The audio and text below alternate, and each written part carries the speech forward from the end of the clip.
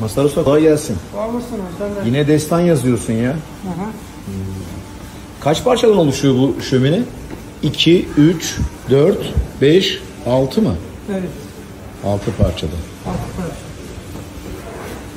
Demek bu ek yerlerini sen böyle ayarlıyorsun ha? Gözükmüyor.